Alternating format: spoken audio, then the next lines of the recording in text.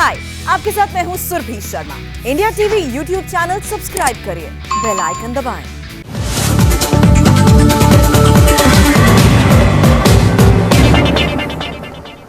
बिहार के मुख्यमंत्री नीतीश कुमार बार बार हवाई सर्वेक्षण कर रहे हैं। वजह है बारिश और बाढ़, जिसने बिहार में हाहाकार मचा रखा है।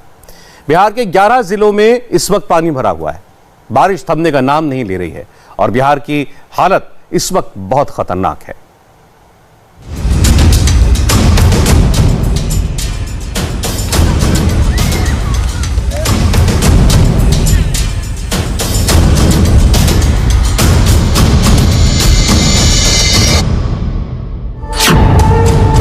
आपदा, प्रलय, अनहोनी, बर्बादी, तबाही। बिहार की त्रासदी के वर्णन में आपके शब्दकोश में शब्द कम पड़ जाएंगे, लेकिन बिहार का दर्द हर एक दिन के साथ लगातार बढ़ता जा रहा है। कहीं आदमी बह जा रहे हैं, कहीं रिक्शा बह गया,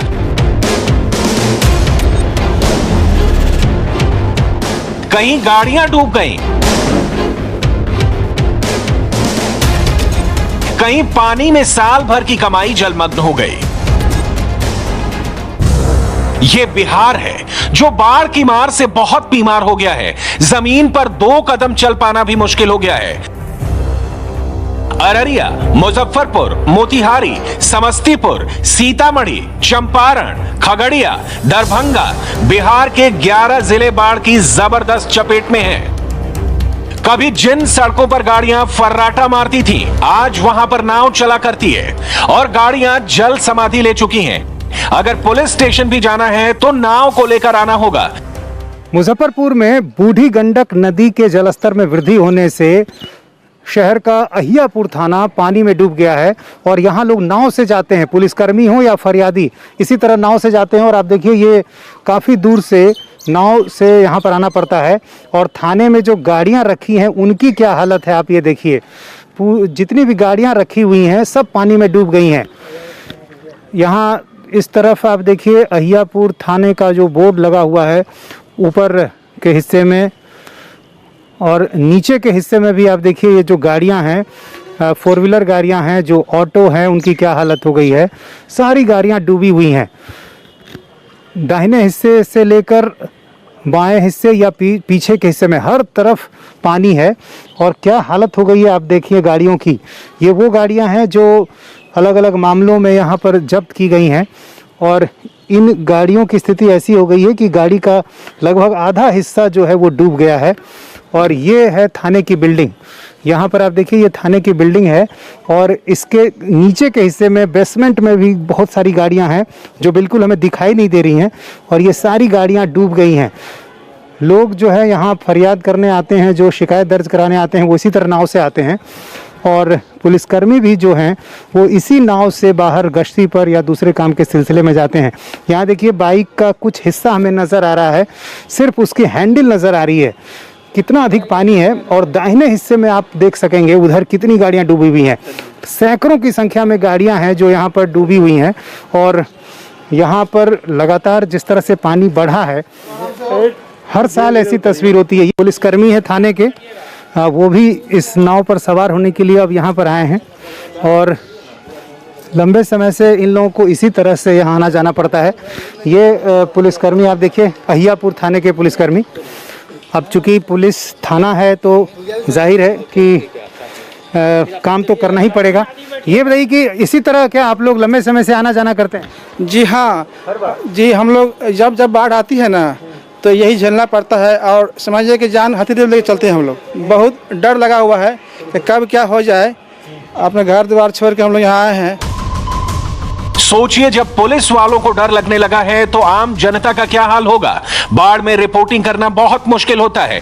कब कहां से पानी का बहाव बढ़ जाए कुछ नहीं कह सकते। बावजूद इसके बाढ़ में बिहार कैसे फंसा है, इसकी असली तस्वीर, असली दर्द दिखाने के लिए हमारी टीम उन जगहों पर पहुंची जहां पर बाढ़ का हाहाकार मचा हुआ है। बिहार में चंपारण का इलाका बाढ़ से सबसे ज्यादा प्रभावित है। एनडीआरएफ की टीम इस इलाके में पहुंच चुकी है। लगातार बारिश हो रही है और ऐसे में मुश्किलें भी बढ़ती जा रही हैं। अब देखिए ये एनडीआरएफ के जवान हैं जो अपने सारे इक्विपमेंट्स के साथ यहाँ पर पहुँचे हैं। लेकिन बारिश चूँकि बहुत तेज़ हो रही है, लगातार बारिश हो रही है और ऐसे में मुश्किलें बढ़ती है। देखिए ये सिकरहना नदी है और इसी नदी का जलस्तर जब बढ़ता है तो लोगों की मुश्किलें बढ़ती हैं। और लगातार बारिश के बाद जब सिकरहना नदी का पानी बढ़ा है तो करीब 3 दर्जन गांव जो हैं वो बाढ़ की चपेट में आ गए हैं। और बीच के कुछ हिस्से में आप देखिए जो छोटे छोटे लड़के दिखाई दे रहे हैं, वो बीच का कुछ हिस्सा जहां पर पानी अभी उतना नहीं है वहां लोग आना जाना करते हैं। और ये पूरा जो इलाका है बिल्कुल नेपाल से चूँकि करीब है, सटा हुआ है, और ऐसे में लोग यहाँ पर ज़्यादा प्रभावित होते हैं। ये आप लोग हमेशा इस तरह की तस्वीर देखती हैं? पानी हम हमेशा आता है, पिछले साल भी आया था? हाँ, हर साल ऐसा ही आते हैं। हाँ, पूरा घर उड़े सब लोग का घर में डूब गए, पानी माटी ले जा रहे हैं, घर का बंद करने के लिए पानी जा रहा है ना। ये किस लिए ले जा रही है मिट्टी को? ये पानी जा रहे हैं अंदर, घर का अंदर पानी जा रहा है ना। अच्छा। तो इसको डाल देंगे तो अंदर नहीं जाएंगे पानी। इससे रुक पाएगा? ये तो खुद ही गीली मिट्टी है। अब क्या करें, इसी का सहारा जीना पड़ेगा। अच्छा। और खाना पीना कैसे हो पा रहा है?